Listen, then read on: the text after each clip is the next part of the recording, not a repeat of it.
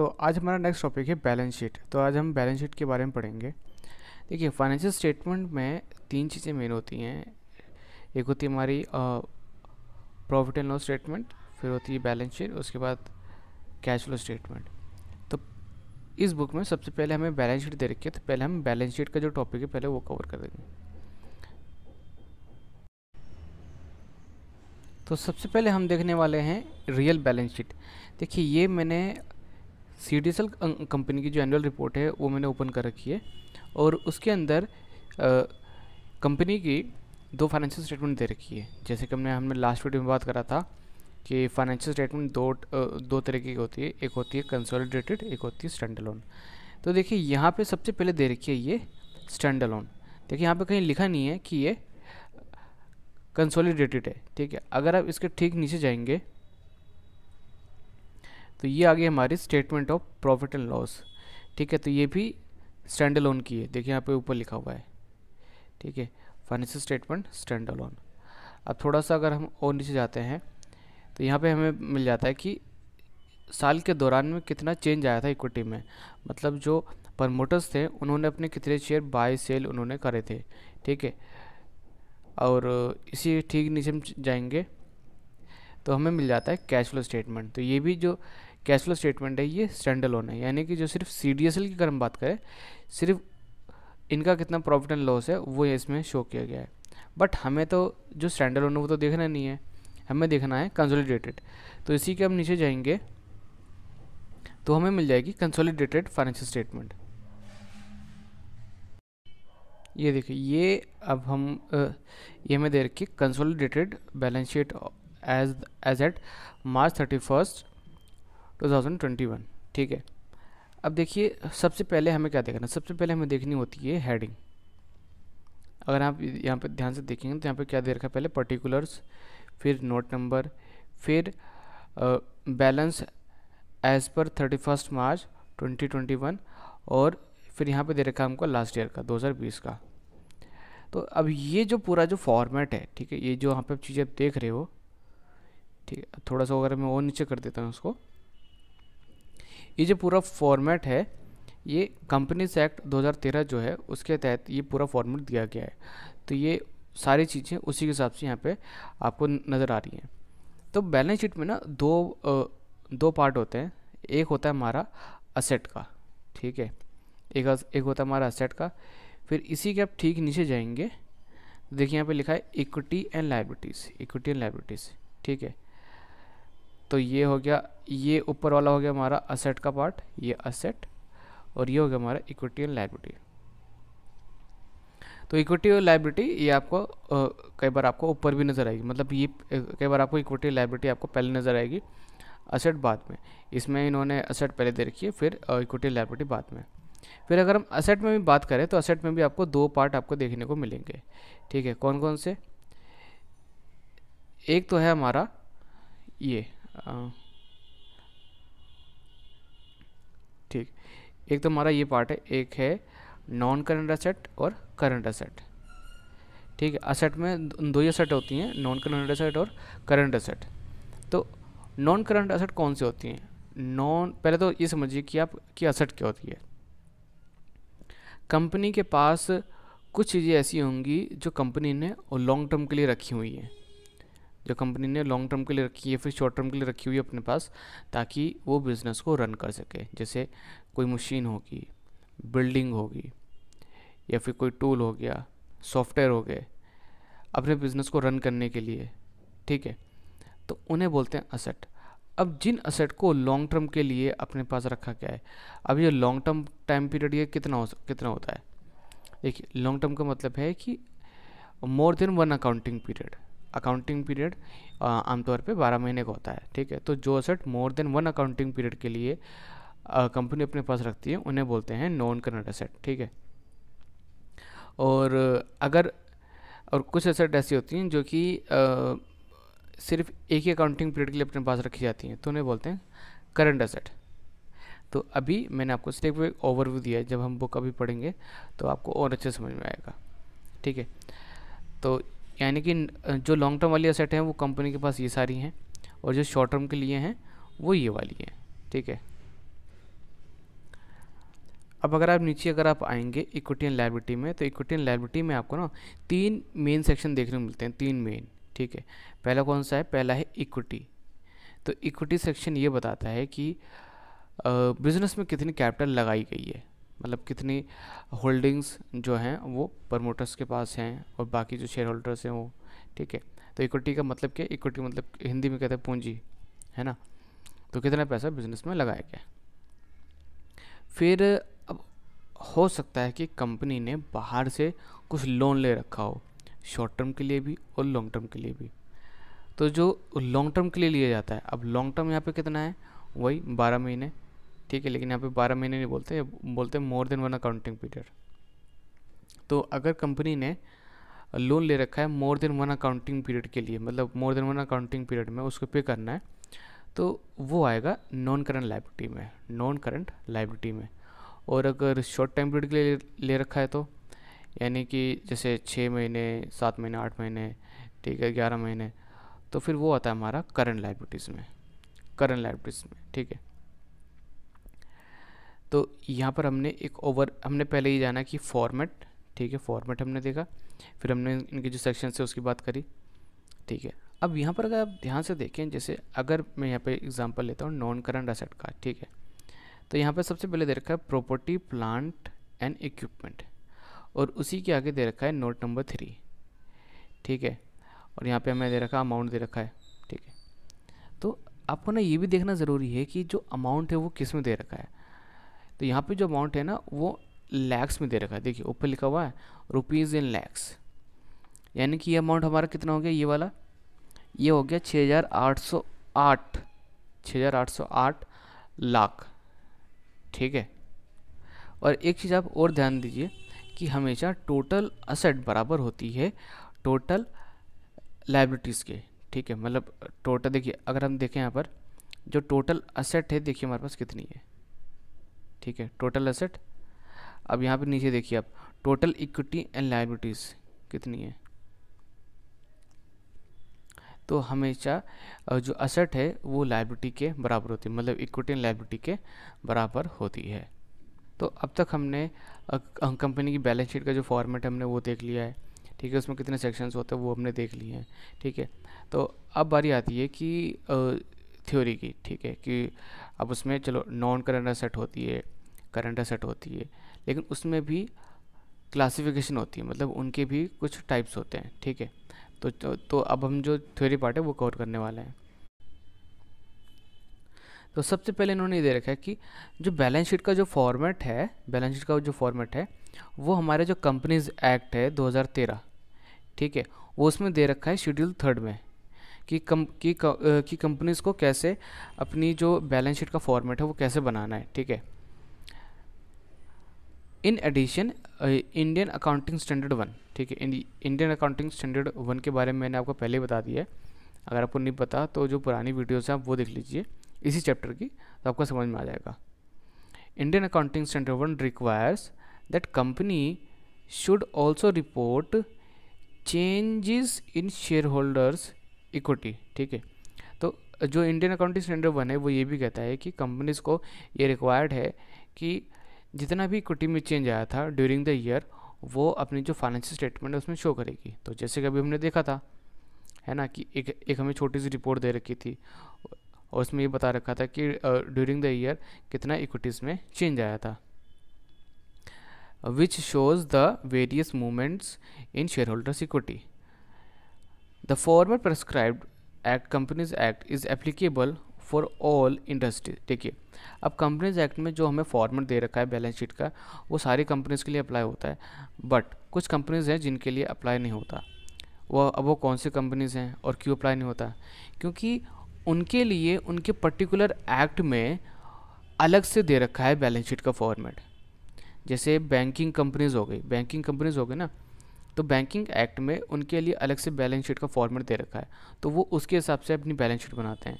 और जो insurance company है, ठीक है, सेम एज उनके लिए भी, तो उनका जो एक्ट है उसमें भी उनके लिए पर्टिकुलर एक बैलेंस शीट का फॉर्मेट दे रखा है। और यूटिलिटी कंपनीज, तो ये 3 टाइप की कंपनीज हैं जिनके लिए अलग से बैलेंस शीट का फॉर्मेट दे रखा है। except those that have separate requirement as per the regulators of respective industry। तो अब जो अलग, अब वो जो कंपनीज हैं, ठीक है, कौन सी वो हमने बात कर ली है, वो बैंकिंग है, इंश्योरेंस है और यूटिलिटी कंपनी है। The exhibit below shows consolidated balance sheet of Bharti Airtel Limited for the financial year ending 31st March 2014। अब हुआ ये है कि इस बुक में ना इन लोगों ने जो बैलेंस शीट का फॉर्मेट लिया है वो भारती एयरटेल लिमिटेड का ले रखा है, ठीक है। अभी हम आगे देखेंगे। अब बैलेंस शीट में अब जो कॉमन जो आइटम्स होते हैं, ठीक है, उनके बारे में बात करते हैं। जैसे कि हम बात करें पहले असेट की, ठीक है। तो असेट क्या होती है? Assets represent items that are expected to provide future benefits, however as per the generally accepted accounting principles a company can recognize only those assets which are quantifiable in monetary terms and have been paid for. In general, the entity cannot recognize self-generated assets such as own brand name। अब इनके कहने का मतलब क्या है? देखिए, एक यहाँ पे इन्होंने वर्ड यूज़ करा है, इन्होंने जनरली एक्सेप्टेड अकाउंटिंग प्रिंसिपल, तो इसे शॉर्ट में बोलते हैं गैप। तो अकाउंटिंग जो हमारे जो अकाउंटिंग प्रिंसिपल्स हैं उनके तहत ये कहा जाता है कि असेट्स हम उनको बोलेंगे, ठीक है ना, जिनकी मॉनेटरी कोई वैल्यू होनी चाहिए। अगर उसकी कोई मॉनेटरी वैल्यू नहीं है, मतलब पैसे में कोई इसकी कीमत होनी चाहिए, अगर उसकी पैसे में कोई कीमत नहीं है तो आप उसे असेट नहीं बोल सकते, ठीक। और लास्ट में इन्होंने एक लाइन लिखी है यहाँ पर कि देखिए, अगर किसी कंपनी ने खुद से कोई असेट जनरेट करी खुद से, ठीक है, जैसे ब्रांड नेम, तो उसे हम असेट कंसीडर नहीं करेंगे, ठीक है।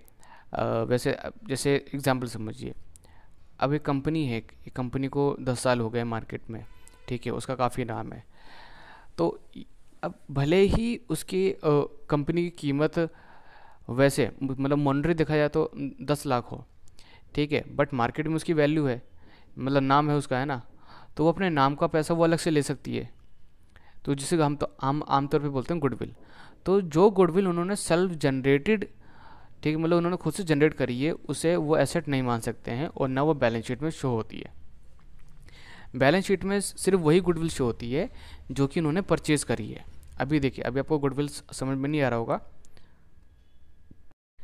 अभी जो गुडविल का कॉन्सेप्ट है वो आगे आएगा तो आपको अच्छे समझ में आएगा, ठीक है। अभी बस आप ये समझ लीजिए कि अगर कंपनी ने खुद से कोई सेल्फ उन्होंने कोई असेट जनरेट करी है, ठीक है, तो उसे हम असेट कंसीडर नहीं करेंगे, तो वो आमतौर पे वो गुडविल ही होती है, ठीक है।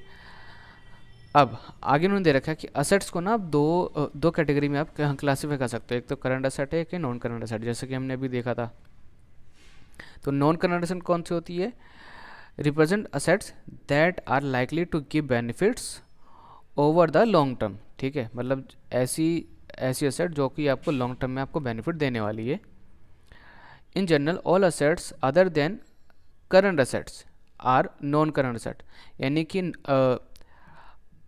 करंट असेट्स को हटा के बाकी जितनी भी असेट्स होती हैं, ठीक है, तो उन्हें आप बोल सकते हो कि वो नॉन करंट असेट हैं। अब यहाँ पे नेक्स्ट कॉन्सेप्ट आता है कि करंट असेट कौन सी होती हैं। Current asset represent assets that are likely to benefit the organisation within one operating cycle, ठीक है, यानी करंट असेट आप उन्हें बोल सकते हो जो कि कंपनी को या फिर बिजनेस को एक ऑपरेटिंग साइकिल में उनको बेनिफिट देगी, ठीक है। अभी ऑपरेटिंग साइकिल क्या होता है? देखिए, ऑपरेटिंग साइकिल का मतलब है कि रॉ मटेरियल खरीदने से लेकर उसको कैश में कन्वर्ट करने तक का जो पूरा प्रोसेस होता है उसे बोलते हैं ऑपरेटिंग साइकिल। अब इसको ध्यान समझिए, देखिए मेरे कहने का मतलब क्या है कि अब हमने आज के दिन हमने रॉ मटेरियल खरीदा, रॉ मटेरियल मतलब हमने कच्चा माल खरीदा। मैं बनाता हूँ कपड़े, ठीक है, पैंट शर्ट में मैं बनाता हूँ, तो मैं कपड़ा लेकर आया, फिर मैंने इसकी सिलाई करी, ठीक है, फिर मैंने इसकी सिलाई करी, ठीक है, और फिर मैंने इसकी पैकेजिंग करी, फिर वो मार्केट में गया, फिर हमने उसको बेचा। अब बेचने मतलब ये तो नहीं कि हो सकता है कि हमको कैश रिसीव हो गया हो, ठीक है, माल हमने उसको बेचा, और जब हमको कैश रिसीव हो गया तो तब तक का जो टाइम पीरियड होता है उसे हम बोलते हैं ऑपरेटिंग साइकिल, ठीक है। तो अब आपको समझ में आ गया होगा, ठीक है, कि ऑपरेटिंग साइकिल क्या होता है। तो करंट एसेट जो होती हैं वो हमें एक ऑपरेटिंग साइकिल में हमको हेल्प करती हैं। अब यहाँ पे जो बैलेंस शीट देखिए, मैं आपको उसमें दिखाता हूँ। देखिए, अगर हम नॉन करंट एसेट में देखें तो एक यहाँ पे दे रखा है कैपिटल वर्किंग प्रोग्रेस, ठीक है, कैपिटल वर्किंग प्रोग्रेस। तो इसका मतलब क्या है कि वो कैपिटल जो कि बिजनेस में यूज़ हो रही है, जिसके बिना बिजनेस चल ही नहीं सकता, ठीक है, तो उसे हम क्या बोलेंगे, working progress, capital working progress, ठीक है। तो ये क्या है, ये भी हमारी एक तरीके का असेट है, बट ये है नॉन करंट असेट, ठीक है, क्योंकि अब देखिए, अगर आप बिजनेस में से कैपिटल ही निकाल दोगे, वर्किंग कैपिटल ही निकाल दोगे, तो क्या होगा, बिजनेस तो ठप हो जाएगा ना, बंद हो जाएगा, ठीक है। और दूसरी तरफ अगर हम देखें यहाँ पे करंट असेट में एक हमें दे रखा है ट्रेड रिसीवेबल, ठीक है, या फिर आप यहाँ पे इन्वेस्टमेंट ले लीजिए, ठीक है, इन्वेस्टमेंट। तो यहाँ पे इन्वेस्टमेंट का मतलब क्या है कि हमने कहीं पर शॉर्ट टर्म के लिए पैसा इन्वेस्ट कर रखा है, हमने कहीं पे अपना जो पैसा है वो हमने शॉर्ट टर्म के लिए इन्वेस्ट कर रखा है, ठीक है। तो यहाँ से भी हमें इनकम होने वाली है ना। तो यानी कि इन्वेस्टमेंट को भी हम क्या बोल सकते हैं, करंट एसेट, बट वो डिपेंड है कि जो इन्वेस्टमेंट है वो कितने टाइम पीरियड के लिए की गई है। अब यहाँ पर ये जो इन्वेस्टमेंट है ये दिखाई दे रही है करंट एसेट में, तो यानी समझिए कि ये शॉर्ट टर्म के लिए की गई है। अगर ये, अब देखिए यहाँ पर भी एक इन्वेस्टमेंट नज़र आ रही है ऊपर, है ना, तो यानी कि ये लॉन्ग टर्म के लिए की गई है। तो अब हम नॉन करंट एसेट और करंट एसेट को और आगे हम क्लासीफाई करने वाले हैं। देखिए, अब इन्होंने दे रखा है नॉन करंट एसेट्स प्रॉपर्टी, ठीक है। नॉन करंट एसेट्स प्रॉपर्टी कौन सी होती हैं, एक होते हैं प्लांट एंड इक्विपमेंट, ठीक है। तो ये क्या होता है, देखिए, प्लांट का मतलब यहाँ पे क्या है कि हमने कहीं पे कोई प्लांट वगैरह हमने लगा रखा होगा, ठीक है। इसमें क्या क्या आता है, जैसे लैंड हो गया, बिल्डिंग हो गई, मशीन्स हो गई, फर्नीचर हो गए, कंप्यूटर्स हो गए, ठीक है। तो ये सारी चीज़ें आती हैं प्लांट एंड इक्विपमेंट में। These assets are shown at historical cost. अब इसका मतलब समझते हैं। देखिए, हमने 10 साल पहले एक मशीनरी खरीदी थी 1 लाख रुपए की, ठीक है। अब जैसे हमने ख़रीदा, मार्केट में उसकी वैल्यू हो गई 2 लाख रुपए। तो क्या मुझे वो उस मशीनरी की वैल्यू 1 लाख रुपए लिखनी चाहिए अपने बुक्स ऑफ अकाउंट में, या फिर 2 लाख रुपए लिखनी चाहिए? अब ज़्यादातर लोग बोलेंगे 2 लाख रुपए लिखनी चाहिए। नहीं, देखिए, अब यहाँ पे समझिए, मार्केट में चाहे प्राइस ऊपर होता रहे चाहे नीचे होता रहे, हमें उससे मतलब नहीं है। हमने जितने की हमने मशीनरी खरीदी थी, या फिर हमने जब एक बार हमने अपने बुक्स ऑफ अकाउंट में एक प्राइस हमने डाल दिया कि इस असेट की वैल्यू इतनी है, तो वो उतनी ही रहेगी, चाहे मार्केट में उस मशीनरी का यानी उस असेट का प्राइस कम हो या फिर ज़्यादा हो, हमें उससे मतलब नहीं है। और जब भी हम कोई असेट खरीदते हैं तो हमें मानते हैं कि हर साल उसकी कुछ ना कुछ वैल्यू कम होगी। अब इसको ऐसे समझिए कि आप घर पे एक टीवी लेकर आए, ठीक है, 10,000 रुपये का। आपने टीवी खरीदा, अगर आप मार्केट में उसी टीवी को दोबारा बेचने जाओगे तो 10,000 का नहीं बिकेगा, कम का बिकेगा, ठीक है। तो अब जितनी वैल्यू जो उसकी कम हो गई है उसे आप क्या बोल सकते हो, उसे बोल सकते हो डेप्रिसिएशन। यानी क्या, देखिए, अगर हम एक मशीनरी खरीद के लेकर आए, ठीक है, और उस मशीनरी की वैल्यू है 1 लाख रुपये, तो हम ये मान लेते हैं कि मान लो कि हर साल उसकी वैल्यू 10,000 रुपये कम हो जाएगी, ठीक है। तो अब क्या वो आपकी जेब में से निकल रहा है? नहीं ना, वो आपको दिखाई दे रहा है। तो डेप्रिसिएशन जो कॉन्सेप्ट है कुछ इसी तरीके का है। तो अब मैं आपको पहले बता देता हूँ कि जो डेप्रिसिएशन है वो कॉन्सेप्ट कौन सा है। इन्होंने बोला ना कि नेट एक्यूमुलेटेड डेप्रिसिएशन, तो ये समझ लीजिए आप। अब यहाँ पे लेते हैं कि एक मशीनरी हमने खरीदी 1 लाख रुपए की। अब हमें कैसे पता चलेगा कि इसकी वैल्यू कितनी कम होगी हर साल, ठीक है। तो उसके लिए अकाउंटिंग स्टैंडर्ड 6 यूज़ किया जाता है। अकाउंटिंग स्टैंडर्ड 6 डेप्रिसिएशन के लिए, इसको मतलब इसका यूज़ हम तो नहीं करेंगे, ये यूज़ करते हैं आमतौर पे जो सीए होते हैं, ठीक है। अब वो अकाउंटिंग स्टैंडर्ड 6 की मदद से पता लगाएंगे कि ये जो हमारे पास मशीनरी है, ठीक है, जो हम खरीद के लेकर आए हैं, इसकी वैल्यू हर साल कितने कम होगी, ठीक है, 10%, 20%, 5%, 6%, कितनी वैल्यू कम होगी। तो जितनी वैल्यू कम होगी उसे हम क्या बोलेंगे, डेप्रिसिएशन। तो यहाँ पे इन्होंने बोला है कि जो असेट्स होती हैं, these assets are shown at historical cost. तो हिस्टोरिकल कॉस्ट का मतलब क्या है कि जब हमने ख़रीदा था तब वाला ये प्राइस है, ठीक है। और नेट ऑफ एक्यूमुलेटेड डेप्रिसिएशन, अब जैसे जैसे वैल्यू कम होती जाती है ना, वैसे वैसे हम अपने जो असेट होते हैं उनकी वैल्यू हम कम कर देते हैं। और कई बार तो ऐसा होता है कि हम वैल्यू कम नहीं करते, हम जितने भी डेप्रिसिएशन हमको चार्ज करना होता है ना वो हम लिख के रखते हैं, ठीक है, कि इस साल हमारी मशीनरी की वैल्यू इतनी कम हो गई, फिर इस साल इतनी हो गई। तो ये जो डेप्रिसिएशन है ये आपको नज़र आएगा प्रॉफिट एंड लॉस स्टेटमेंट पे। तो जब हम प्रॉफिट एंड लॉस स्टेटमेंट जब हम देख रहे होंगे तब मैं आपको बता दूंगा, ठीक है। आगे है Indian accounting standard 16 allows a company to use a revaluation based model where the assets are periodically revalued and shown at revised value. The choice to apply revaluation method should be applied for an entire asset class.